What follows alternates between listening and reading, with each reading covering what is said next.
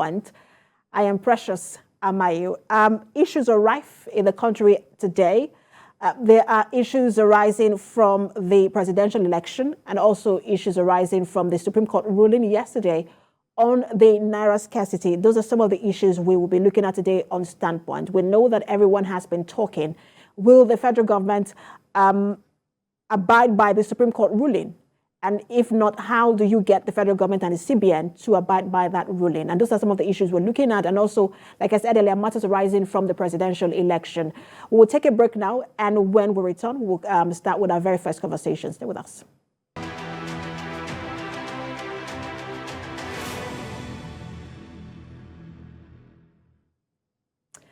Thanks for staying with us. Now, on Saturday, February the 25th, Nigerians went to the polls to vote their preferred candidate. An election that had about four candidates. It's been seen as the top contenders in that presidential election. But after several hours, that election particularly spilled into Sunday. But on Wednesday morning at about 4 a.m., INEC declared the APC presidential candidate, ASIWAJU'S Bola Ahmed Tinubu, as the winner of that election. And according to the INEC chairman, he satisfied the requirements of the law. 11 hours later, at about 3 p.m. that same day on Wednesday, ASIWAJU'S Bola Ahmed Tinubu was presented with his certificate of return, along with his vice presidential candidate, Kashim Shettima, who was also presented with his certificate of return. But this election has not been without its controversies. The major opposition parties, the PDP and the Labour Party, say they will seek redress in court.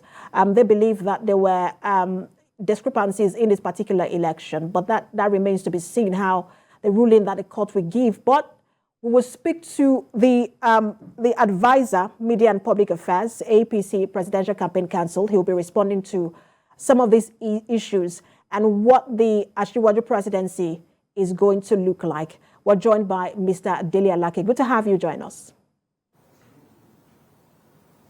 Good afternoon. Thank you for having me. All right, so I want to start by playing because he gave ASIWAJU Bola Ahmed Tinubu, who is now the president-elect, gave two different speeches. One of them was the acceptance speech at the Presidential Campaign Council headquarters. And then the other was at ICC while he was receiving his certificate of return. I want to play particularly a clip from the speech he gave at the ICC. We must join hands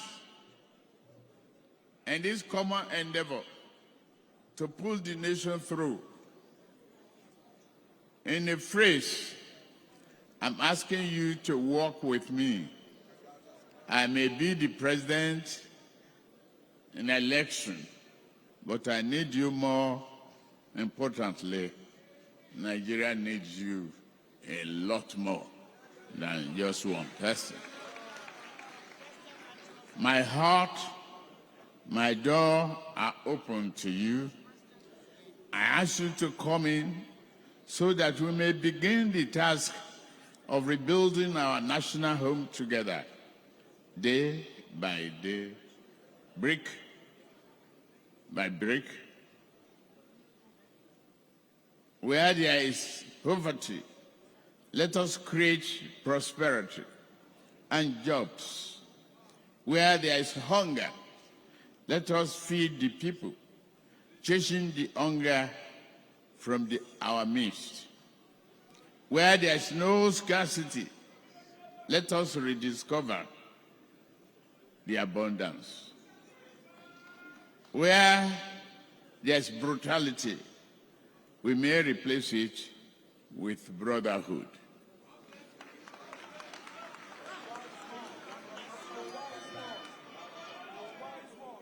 Where there's violence, stock the land, we may establish peace.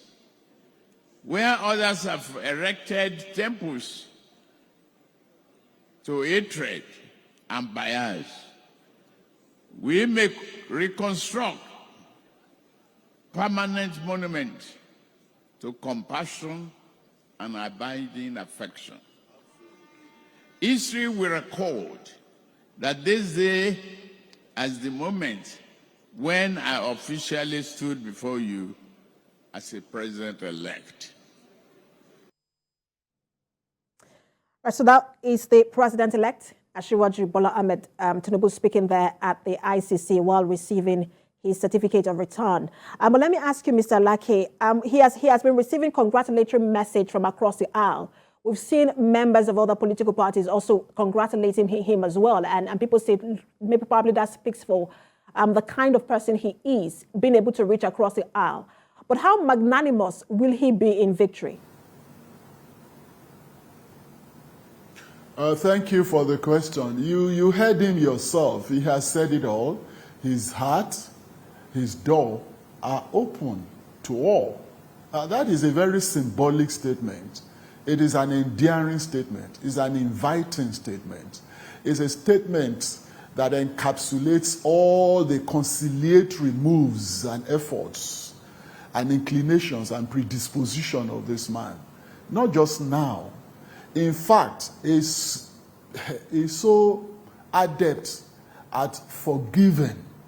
And you and I know, and I'm sure many Nigerians who are political watchers and analysts know that this is a man that harbors no grudge, no hatred, no animosity.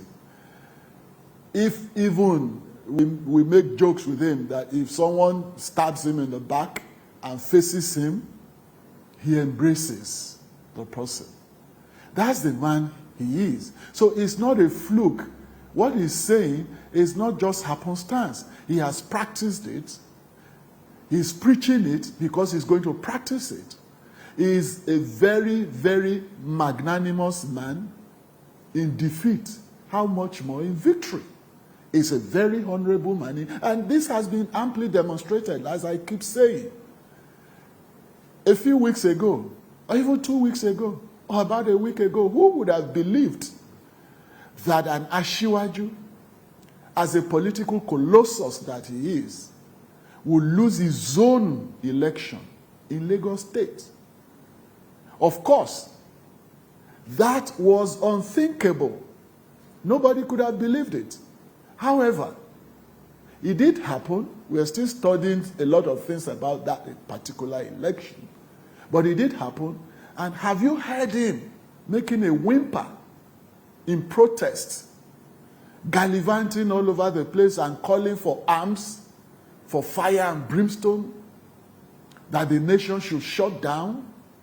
He has taken it in his stride as a true Democrat that he is. And what more eloquent testimony to the magnanimity of the man do you require? None. He is going to embrace all and sundry, and that has always been his political hallmark anyway. Cast your mind back. How many people in the history of this country has governed their states and invited people of other ethnic affiliations into their cabinets as much as ASIWAJU Bola Ahmed TINUBU? Not just the cabinet. Other people across religious, economic class, political affiliation, social strata, all across board have been embraced by him, and they are strewn all over the political landscape and the administrative space of Lagos State. So how much more? You can imagine what that kind of a man will do on a bigger and cleaner canvas that is Nigeria. I have no doubts in my mind because I've seen him do all of these things, not just because we've read or heard, preachments and stuff like that. I have personally witnessed all of these things. And I believe sincerely that he's going to be one of the most magnanimous presidents that we've ever seen in this area. We understand that a committee was set up to reach out to the two major political parties, Labour Party and the PDP. Confirm to us, how true is that? I cannot confirm. There was not such committee set up, or that you cannot confirm at this moment? I cannot confirm. I didn't say there wasn't any such committee. Listen to me. I didn't say there wasn't any such committee. I said I cannot confirm. I'm an information person. I do not confirm what I'm not aware of or what I do not have the authority to confirm. Right? However, I did say in my opening remarks that even the speech, the video clip you played of his speech, there are conciliatory statements there. Right? However, that shows you that the man is really set for reconciliation to whoever is eager to come in. And he did say that his heart and door are open. Well, that's more than enough, demonstration of the predisposition to conciliation and conciliatory moves.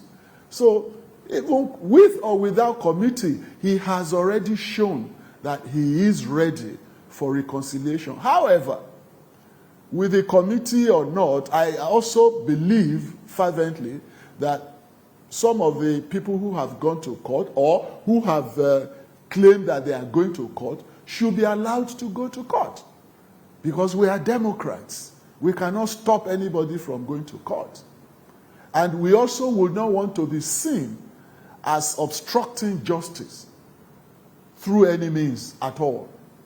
Now, they are going to court may or may not actually prejudice any conciliatory moves. We do not think it should. However, whoever decides to go to court is free to do so because election is a democratic process. And going to court by any aggrieved party is part of the electoral process. Just as we clamored for the completion of the release of the results by INEC, which INEC did, and we said that was a process which should be completed. Now, going to court by any aggrieved person is also part of that process. It's a legitimate process. And we are not going to do anything or make any moves that would appear as if we are obstructing or we intend to obstruct that process or justice. No, we wouldn't. So it is even a good thing. At our press conference yesterday, I did say that we welcome the idea of aggrieved parties going to court, seeking redress in the judiciary. And we applaud whoever takes such a step, rather than gangsterism on the streets, raising protests and threatening fire and brimstone, threatening that the country will be shut down simply because somebody who was ill-equipped, ill-prepared for the elections, to win the elections, because that person is losing. So therefore, the nation should shut down? No. So we applaud and welcome any moves towards seeking redress in the judiciary, because that is the way to go. Mr. Alake, I know you're already addressing the issue of going to court, but I wanted to address specifically the fact that an Abuja appeal court on Friday granted the candidates of the Labour Party, Peter Obi, and PDP, Atiku Abubakar, leave to access some INEC-sensitive materials used for the presidential election. How do you respond to that? And how confident are you that, look, even going through this particular materials... There's nothing to respond to there. There's nothing to respond to there. It's part of the judicial process.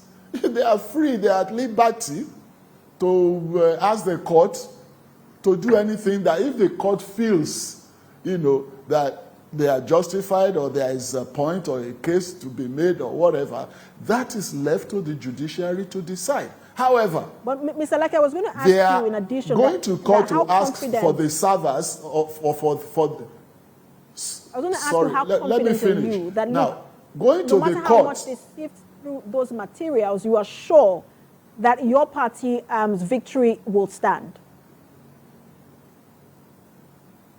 Of course we are sure. In fact, let me tell you, they are asking for the beavers or for the server or for whatever. Is going to open a Pandora's box against them. Because we are beginning to see a lot of evidences that are being gathered by our legal team, evidences of monumental fraud, particularly in the so-called areas that Labour Party won. 90%, 95%, 96% in the southeast.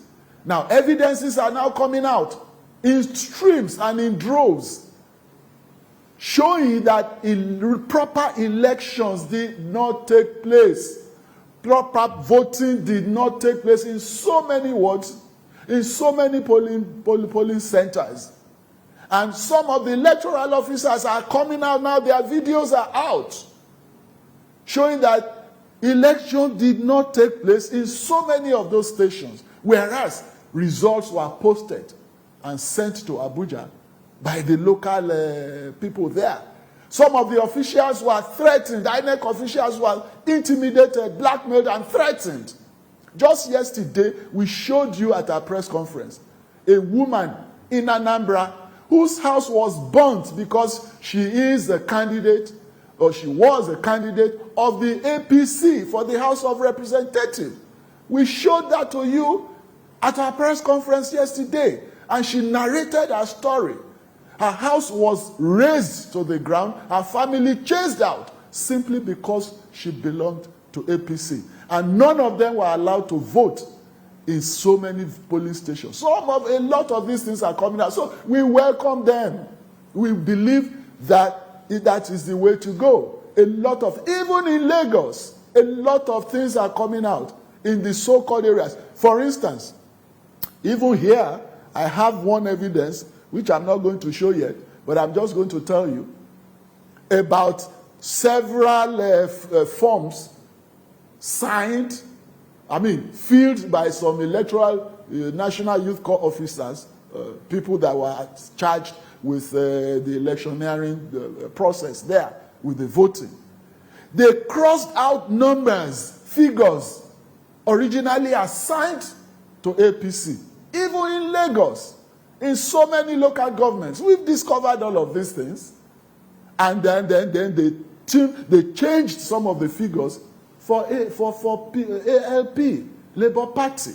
So if they're asking for beavers or whatever, it's going to boomerang against them. So we welcome them. It's not going to affect our own strength in our strongholds.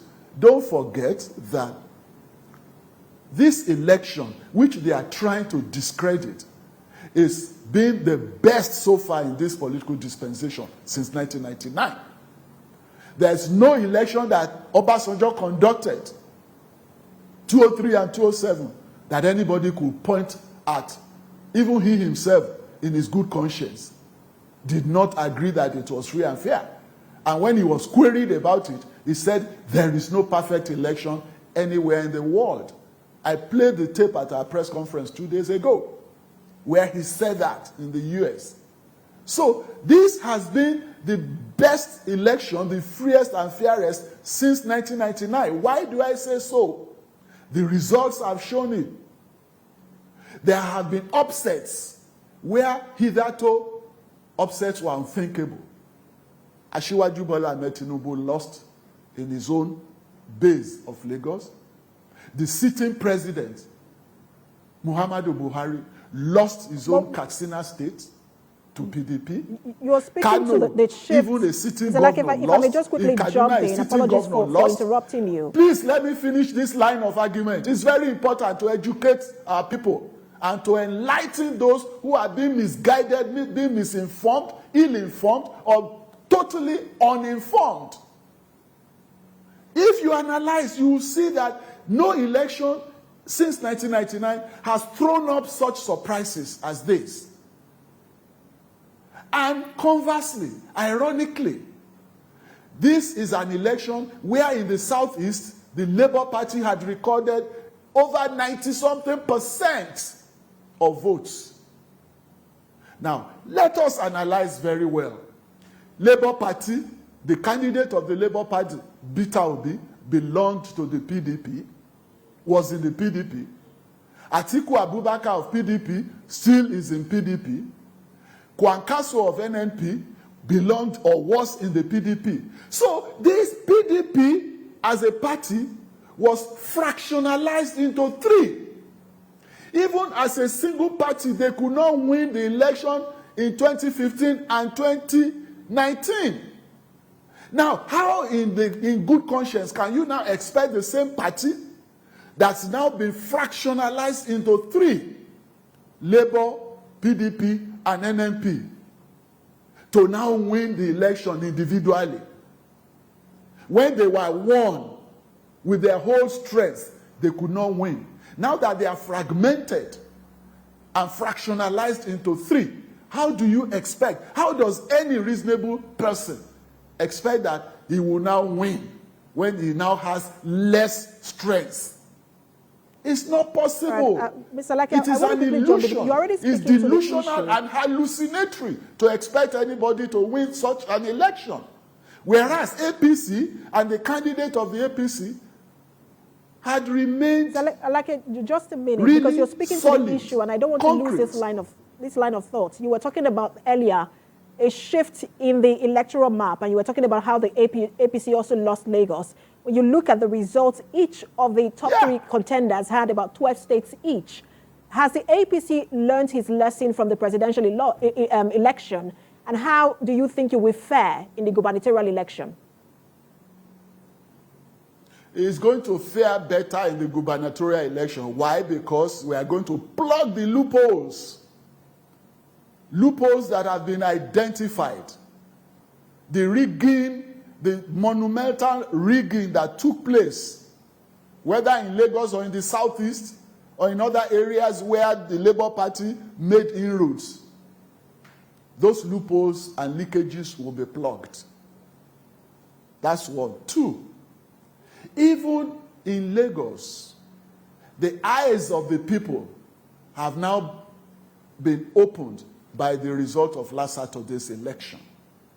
It is now dawned on the people of Lagos that they are not about to lose or give away their heritage, which is an impossibility, an unimaginable phenomenon elsewhere, particularly in the southeast part of the country. It's impossible for anybody to go there and beat his chest to say he wants to rule another people or to lay claim to the land of somebody else. That particular result of last Saturday has opened the eyes of Lagosians, the indigenes, and all the other people who have become really very conscious of what is going on, what is happening. And that will never be permitted again. So a lot of lessons have been learned. A lot of things have been put in place. Checks to plug loopholes, to prevent the kind of fraud that happened last week. It will not happen again. All right, so I want to again go back to the speech of the president-elect. He was addressing the young people in that particular speech, and I just want to play it. Let our viewers take a listen. To you, the people, especially the youth, I will work day and night. I will work to the utmost best of my ability to make Nigeria better.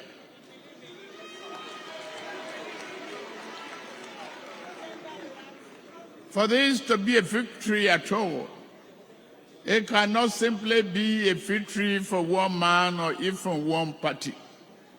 It must become a victory for all Nigerians who are committed to a greater society. I know many did not vote for me, and you are disappointed that your candidate is not where I stand now.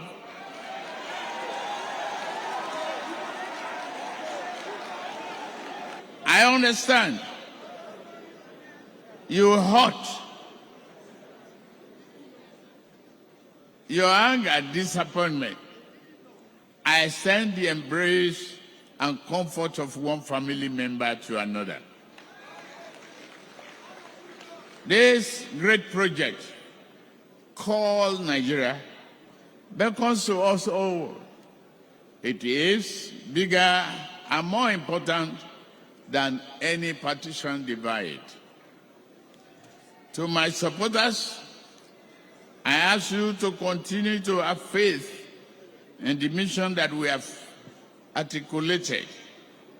To those who didn't support me, I ask that you not allow the disappointment of this moment to keep you from realizing the historic national progress we can make by working together. That was the president-elect speaking there. Mr. Alake, I know you know that we have a very young population.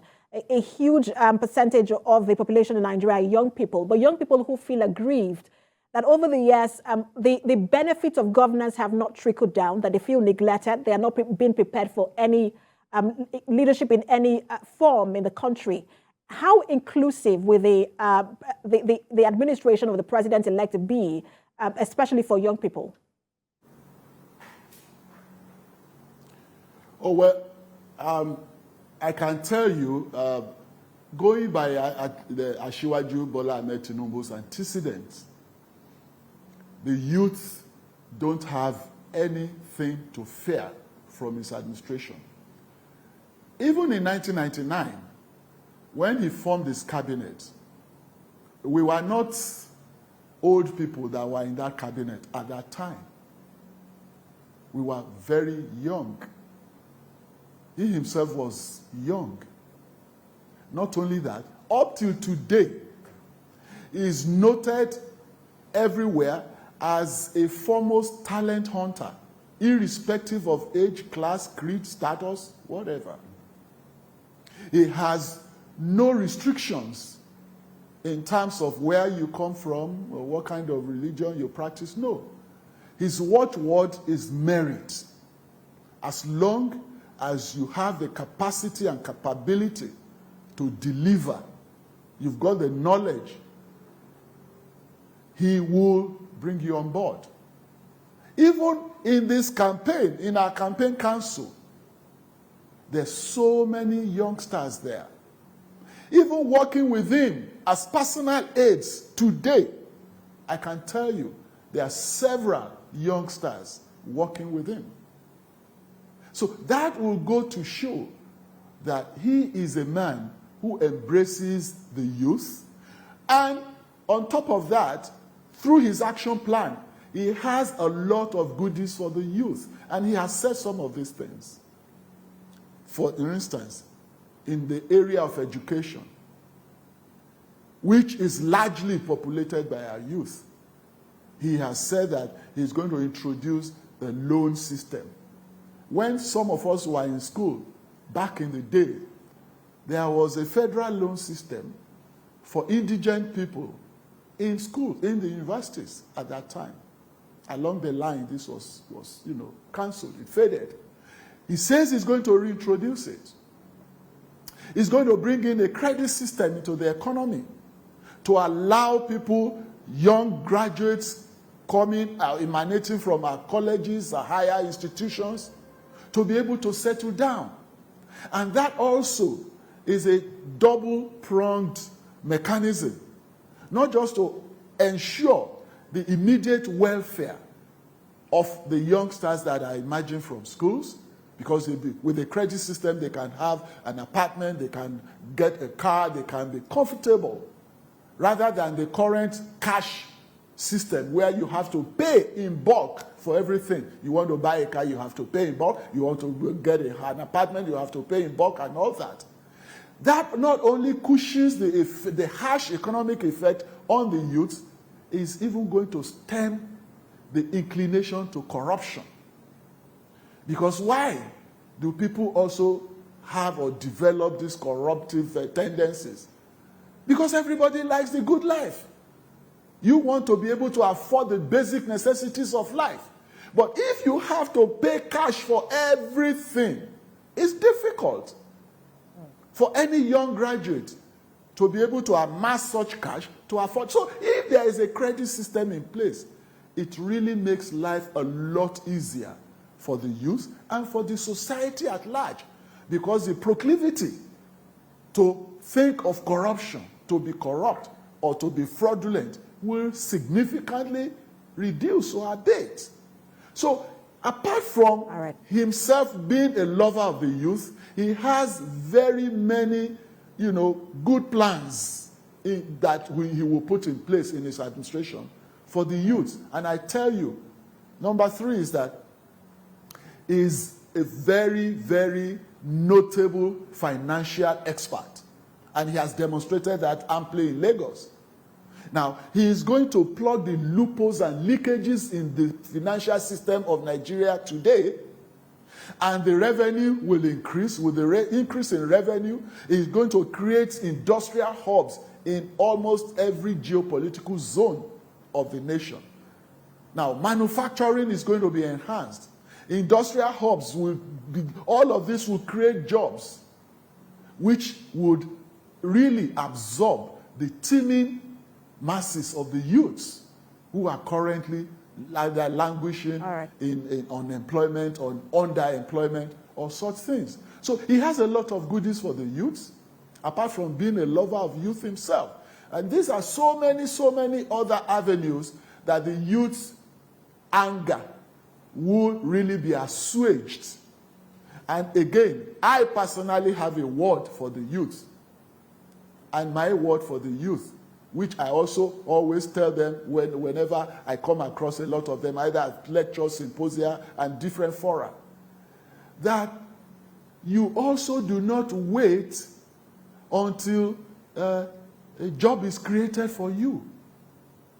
Our youth should also, and I'm seeing that in the IT sector, creativity. Their creativity is flourishing. These days, we have gone past the era of somebody coming out of school and just waiting to be employed by either government or some officers. You have to really bring out your creative ingenuity to the fore. And believe you me, I do not know in the world how many people that became extremely very wealthy through salary jobs. Not many. And Mr. Alake, a lot of people believe that of people the federal government has to create of the economic ladder. That many people believe that the federal government has to create that enabling environment. By the we'll see how the ASIWAJU'S presidency delved into will their create that own environment. internal creative energy and flourished and became very successful. I would also recommend the same thing to our youth. Secondly, I would recommend that the youth also do a lot of knowledge acquisition. Now, today's youths have a lot of access to information. There are so many gadgets through which they can get information. You have the like I'm afraid social media, I have to Instagram, leave it there. internet, Facebook, all kinds of things, all kinds of gadgets and avenues to access information. But there's very little knowledge. Because a large percentage of the youth I'm afraid use these gadgets for entertainment. We do have to leave it rather there. than And we understand that the president-elect, I would strongly recommend that our youth use these gadgets to acquire knowledge. I'm not sure Mr. Alake can hear me. And through the acquisition of knowledge, they get into self-development rather than wasting time on the frivolities from these gadgets. And that has been one of the banes of the youth's political development, because they do not have information. A large percentage of them that became uninformed were hoodwinked and their gullibility exploited by some politicians, presenting themselves to be the messiahs that they are not to the youth. If only the youth did a little bit of sleuthing and backgrounding or research into the antecedents and records of the personalities or politicians, they would discover that they are. Mr. Alake, I'm not sure you can hear me. Okay, we have to leave it there. We understand that the president-elect has moved into the Defense House, who will be monitoring events leading to the inauguration on May 29th. And also response reactions by the opposition and political parties. And I'm sure we'll have you over and over again to address some of these issues. Thank you so much for talking to us, Advisor, Media and Public Affairs to the APC PCC, Mr. Dele Alake.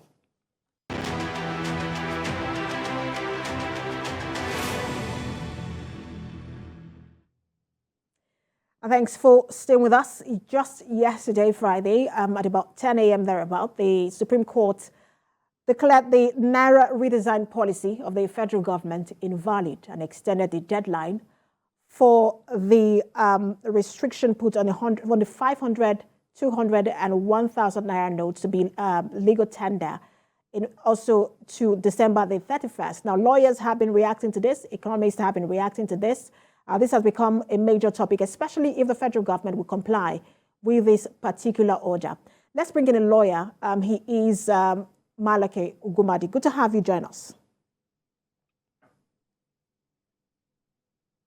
We do not have MALACHY UGWUMMADU yet. He's supposed to be joining us virtually via Zoom. We're going to take another break, and then just to try and reconnect with him. We had him earlier. We'll try and reconnect with him. And then, okay, but let's just understand that we have the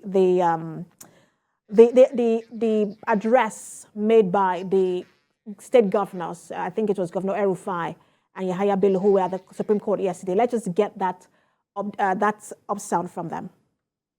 Emefiele was appointed central bank governor by the PDP originally.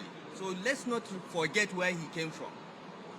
And he's the one that put this policy together to help the PDP win the 2023 general elections and deceive the president into thinking that it is possible to withdraw 2 trillion naira from circulation and reprint everything in 3 months. No country in world history has done it. The Supreme Court justices today have shown that this is a policy against the people of Nigeria and is invalid. So let's not go back to what has happened last week. The election is over. Our candidate has won in spite of the obstacles. But for us, what is important is that ordinary Nigerians, traders, farmers, and businessmen can now move on with their lives. Go to your bank and collect all your money today. You have the right to do so by the order of the Supreme Court of Nigeria. I know President Muhammad Buhari very well. Part of the reason why I convinced my colleagues to go to the Supreme Court is because we are among the closest governors to the president. And we wanted to show him, if those closest to you disagree with you so publicly on a matter of policy, you need to reflect on it. Okay? President Muhammad Buhari is a man that obeys the law. He may have been misguided by his advisors, but now that the Supreme Court has spoken unequivocally, I am confident that all the Governor El-Rufai of Kaduna State speaking there. Let's take a break. When we return, we'll be speaking with lawyer MALACHY UGWUMMADU. Stay with us. Thanks for staying with us. We have Mr. MALACHY UGWUMMADU now to speak on the order of the Supreme Court. Mr. MALACHY, good to have you join us. Thank you. Thank you for the opportunity. Good afternoon, viewers. All right, so I want to go straight into it, because one of the things that in its order yesterday, one of the things that the Supreme Court said was that this particular policy was invalid on the grounds that it was not done with due consultation and in line with the constitutional provisions. That's one. It also said that the non-joinder of the CBN doesn't rob it of jurisdiction. I want you to speak on this. Well, let's take it one after the other. The very important point made by the Supreme Court relating to the need for adequate notice and consultation was at the heart of that decision. The Supreme Court must have taken every fact, every circumstance, and every surrounding issues into consideration in coming to the conclusion that whereas the federal government may have been well-intentioned, operationalization of that policy ran Nigerians into very difficult and chaotic situation. In other words, the policy came out very badly, as though it was not thought out through properly. So at the end of the day, the Supreme Court took effective cognizance of Section 20 of Section 3 of the Central Bank Act and identified that if the governor of the central bank, at the instance of the president, had mobilized the Nigerian people, educated them, sensitized them, and conducted a pilot operation of this policy, we probably would not have found ourselves in circumstances where Nigerians were dying on the queue, were spending hours on the queue, were sleeping at POS point just to be able to access their money. So that is on the one hand.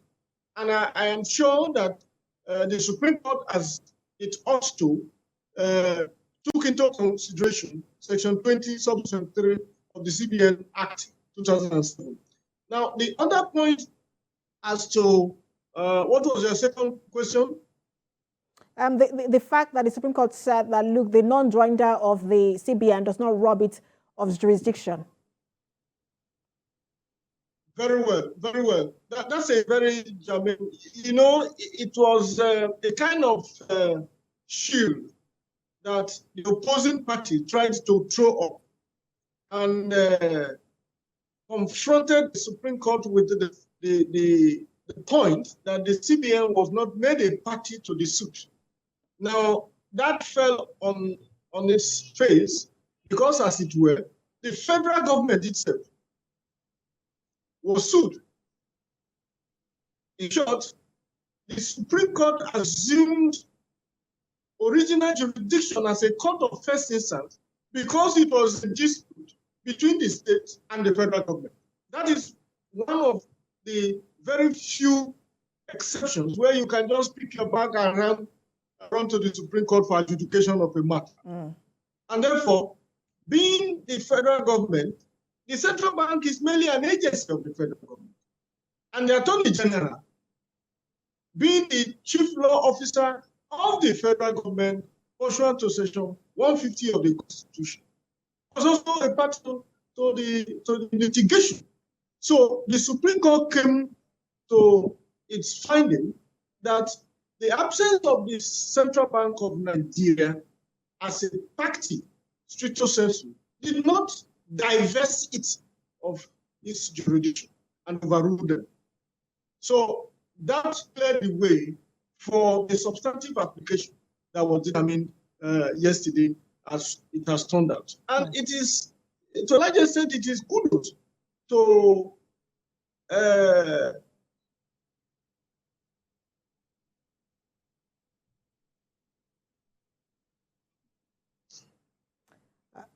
Mr. Malachy, are you still there? Yes, I am. All right. Perhaps that was a network glitch. Absolutely. But So let me take you to... All right. I will just give you like a minute to wrap up that point, and I'll ask you the next question. Please go ahead. Very well. So the conclusion of my position on that point is that what has happened, first of all, establishes the point that Nigeria, however difficult and against all odds, is practicing constitutional democracy, where the legislature, in short, the arms of government operate as a check onto each other, even if they are independent and autonomous. However, the judiciary has stood tall in this instance in establishing itself as a court, the Supreme Court of Justice of Nigeria, as well as a court of policy. Policy in the sense that where the policy of the executive, as represents this particular instance, where it works hardship, where it inflicts pain, where it undermines the liberty of Nigerians, and orchestrates even harder livelihood for the citizens of this country.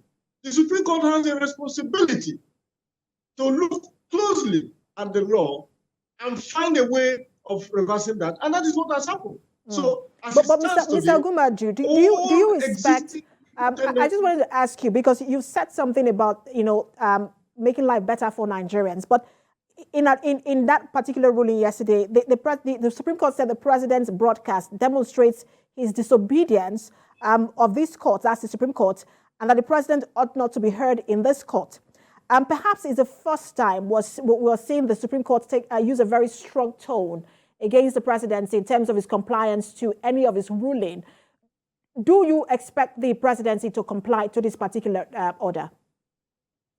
The presidency or the president has no option. He has no choice.